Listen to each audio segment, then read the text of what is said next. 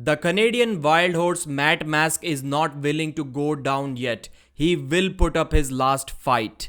After a series of losses, when Matt got the opportunity to pull Krasimir, people were saying that this is probably Matt's last chance to prove that he can be relevant at that level even now, because Krasi was also on a big losing streak. After that, Matt capitalized on that opportunity and he destroyed Krasimir 3 pins to 0, 3 quick flash explosive pins. And it went even more well for Matt because after that, Krasi went on to win WAF Worlds in 2022 in the 100 kg division. So that kind of solidified Matt's state, Matt's level, that he's still relevant. Maybe not against the top 3, top 5 guys, but he can still be good around his weight. After that, once again, he lost to Jordan Sonev. Then this was another opportunity and Matt dominated everyone to qualify for East versus West once again. Even before qualification, Matt went to the announcers, to the commentators, and he said that East versus West, here I come. So he kind of knew that he's going to dominate and he's going to win. So this video is about Matt's performance and also a detailed review of the East versus West pay-per-view qualifier. I'm not going to discuss the results of the East qualifiers because Engin has said that it is not guaranteed that the Western winners will be pulling the Eastern winners. Maybe there will be some little tweaks and changes made by Engin depending on the level of the athlete. So the 240 pound winner Matt Mask is not guaranteed to pull the 240 pound winner from Eastern side. So that's what he was trying to say. After that, let's discuss the pay-per-view first of all. In small, short sentence, I would say the pay-per-view was terrible. Absolutely terrible. It was a $10 pay-per-view. The only reason I bought it for is that I needed to give you guys some news. So it is only fair for me to buy all the pay-per-views, because in other words, in other sense, it would be kind of unethical because I buy all the pay-per-views from which I can make some money back. But this one, since I see that there is no opportunity here, people are not really interested about it, then it wouldn't have been fair on my part to not purchase this pay-per-view. So let's talk about this pay-per-view. First of all, they started with the commentators speaking for about 15-20 minutes. John Brzezinski and then Artem Ternenko and Devon Larratt. So that talk was probably more interesting than the pay-per-view itself. And looking at the free live stream, 3-hour live stream on Travis Bagent's channel, it was quite clear that the video quality is going to be terrible. Although they did slightly improve on that, but the free live stream for 3 hours, that was absolutely horrible. The video, although it was available in 1080p, but it was lagging even in 144p. The audio was bad, the video was bad, the venue was really terrible. I'm not sure how it felt for the people who were there physically, but looking at the venue, it was total clutter. It was like an Indian fish market over there. Like everything was a mess. Totally did not like it at all. And let's talk about the pay-per-view.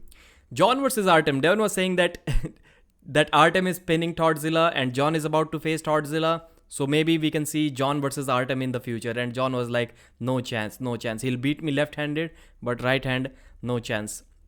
And in the free live stream, people were saying that Jerome Loud had a war against BLM. I watched that match. It was really good.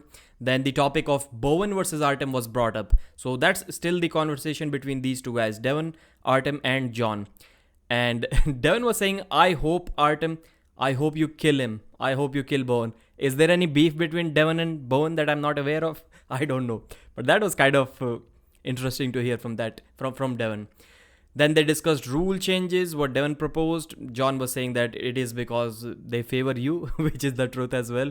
Then Devon was asked about prediction between Gennady and Morozov, and as expected, Devon predicted Gennady to win over Morozov. That's what he would like to see. He wouldn't want to face a loser. Same goes for Gennady as well. Gennady would also expect that Devon beats Dave Chaffee. Alright, or maybe he doesn't because he has beaten Dave Chaffee, and if Devon cannot beat Dave Chaffee, that makes Gennady even more superior. That's something interesting. So that after that there was a 20-minute song. That microphone which they were using on the stage, that was terrible. So I couldn't understand a single word that the guy was singing for 20 minutes. So That was really unnecessary for the pay-per-view as well, I would say.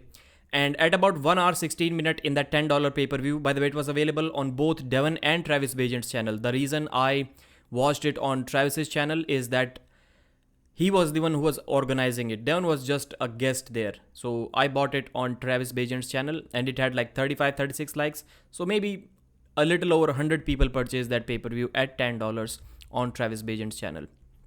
I think he could have made that much money, or maybe a little bit less, just by super chats if he publicized or promoted it well.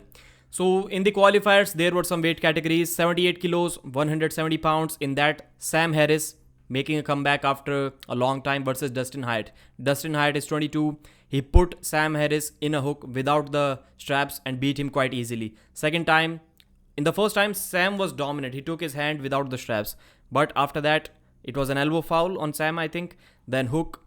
Once again, second round in the straps, hook. Easy win. Totally easy win. Jeff Hale could not hook Sam Harris. That's how good pronation and back pressure Sam has. But this guy, Dustin Hyatt, and Engin also talked about him, that he was really impressed by his performance. And he put Sam Harris, even without the straps, he put him in a hook. So that's really serious.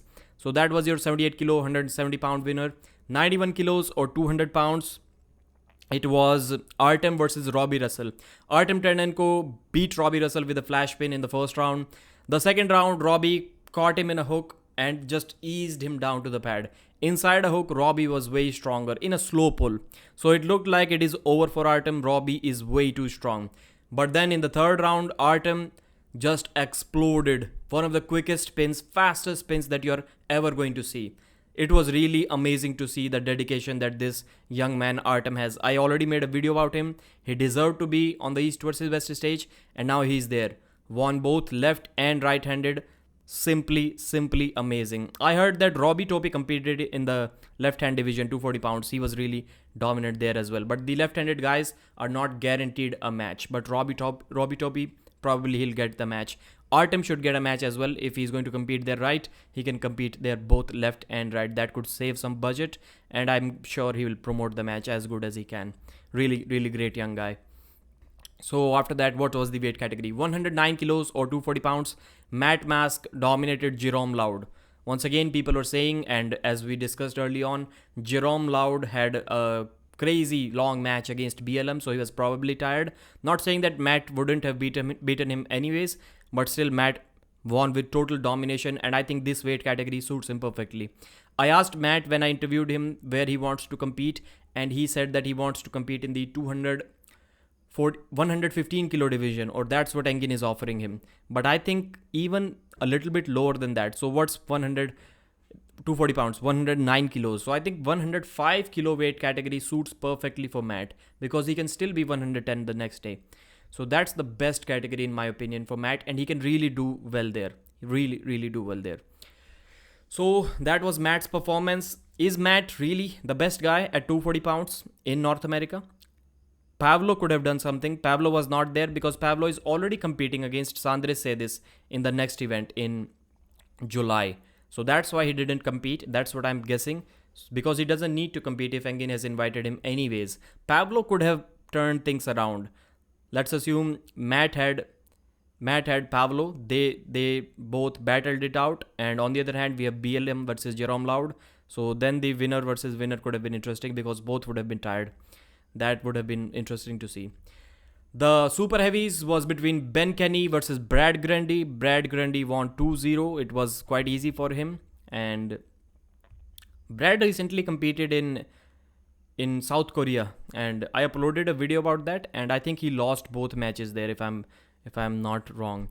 Women's division, the weight category was 154 pounds, 70 kilos and 70 kilos plus. So in the super heavies, Sarah McKinley, I don't know what her opponent's name was, but Sarah McKinley is young. She looked way lighter than her opponent, but she totally dominated the opponent, and she was probably one of the most impressive arm wrestlers out there. Young and recently started competing, but super strong. And Michelle Dugan versus Elizabeth. The first time I saw Elizabeth, she looks like a CrossFitter, really fit, athletic with abs, and she dominated Michelle Dugan. Michelle Dugan is like I think she's the one who's called Black Scorpion. Really famous strong arm wrestler. Elizabeth dominated. She looked like she's still learning like how to arm wrestle properly, not super experienced, but super strong, super athletic, and dominated for the win. So that was the pay-per-view. I would say, why am I giving you my honest opinion? Because I asked you guys to purchase the pay-per-view, and now it's my job to tell you guys that it was terrible. I will rate it probably 1.5 star out of 5. Audio wasn't good. Commentary audio was kind of okay, but the audio from the stage where athletes were competing was absolutely terrible. Video quality was bad. That unnecessary I cannot say it is lower third because it is on the upper side, but you get the idea. That was totally messed up as well. And after that, what else? Commentary, we can say okay. Matches okay. Value for money, 1 out of 5. Way too much, way too expensive for the quality of product that they provided, $10. So that was my review. Thanks for watching. Like the video, and let's join the live stream after this one. Bye.